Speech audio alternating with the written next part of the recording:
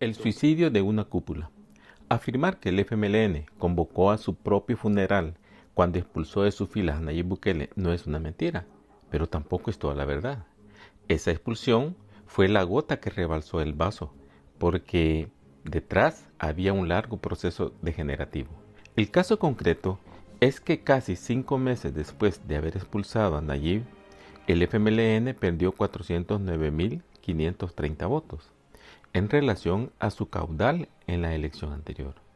En los comicios municipales y legislativos del 4 de marzo del 2018, en la misma relación a la elección anterior, Arena perdió 30.722 votos, pero resultó ganadora debido a la magnitud de la caída del FMLN.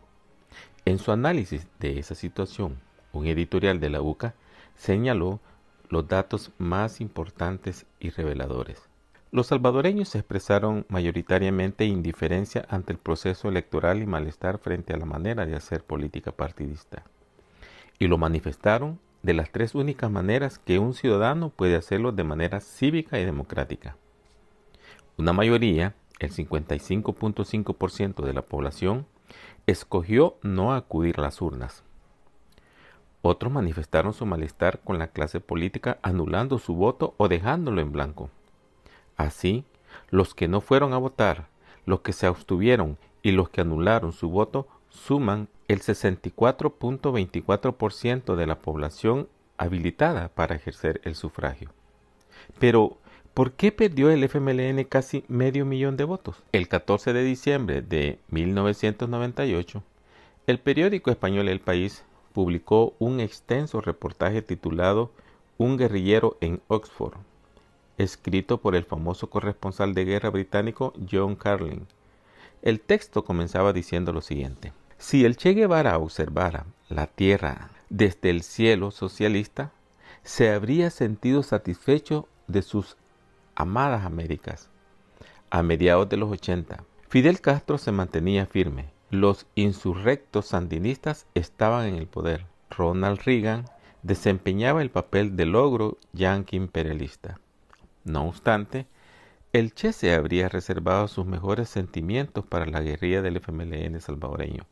Y si hubiera existido un hombre nuevo para el que tuviera un lugar privilegiado en su corazón, su discípulo más amado, ese habría sido sin duda Joaquín Villalobos, el primero entre los comandantes del FMLN, probablemente el estratega más brillante producido jamás por las guerrillas marxistas latinoamericanas. El caso es que ese mismo Joaquín Villalobos, alejado del FMLN después de la guerra y reconvertido en un académico de la Universidad de Oxford en Inglaterra y en un destacado consultor internacional, quiso responder a la pregunta sobre aquella derrota del FMLN y lo hizo en un análisis titulado De la frustración al fracaso, publicado en México por la revista Nexos el 1 de diciembre del 2018. Dice Villalobos: pensando en las lecciones negativas que la izquierda salvadoreña podría aportar a terceros, hay, entre muchas, tres que podemos destacar. La voluntad convertida en culto a la ignorancia. El Estado tomado por militantes y partidarios. Y ante el problema de seguridad, la creencia de que la prevención sirve para evitar lo que ya pasó. Estos errores tienen origen ideológico, pero en la vida real sus consecuencias han sido fatales. Los dos primeros condujeron a un gobierno estructuralmente ineficaz y el tercero al fortalecimiento exponencial de la delincuencia. En nuestra experiencia, hubo dos momentos en el proyecto de la izquierda. El primero fue la amplia coalición que luchó contra la dictadura militar, en la cual participaron socialdemócratas y socialcristianos, sin armas, junto a grupos armados, que incluían desde comunistas ortodoxos hasta guerrilleros que simpatizábamos con la socialdemocracia. La coalición histórica que enfrentó a la dictadura mostró audacia y creatividad para hacer la guerra y capacidad política para transformar a El Salvador en una democracia liberal mediante una negociación pragmática que acabó con el poder político de los militares. dio poder real a la justicia, a la fiscalía, al parlamento y al voto de los ciudadanos. Antes de eso, lo único importante eran los cambios de posiciones de los generales y coroneles dentro de las Fuerzas Armadas.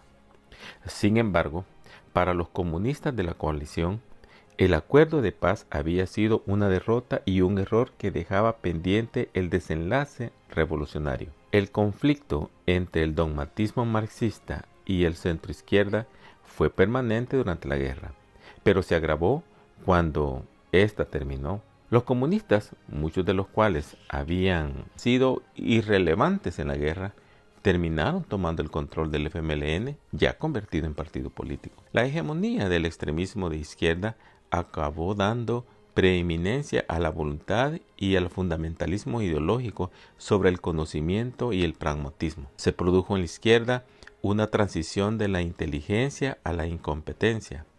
Miles de excombatientes que aportaron creatividad y audacia en la guerra, junto a centenares de profesionales y potenciales tecnócratas que tenían capacidad de gobernar, abandonaron al FMLN y otros fueron expulsados. En el camino, algunos personajes de centro izquierda fueron utilizados para ganar posiciones y luego desecharlos, tal como tradicionalmente han hecho los partidos marxistas.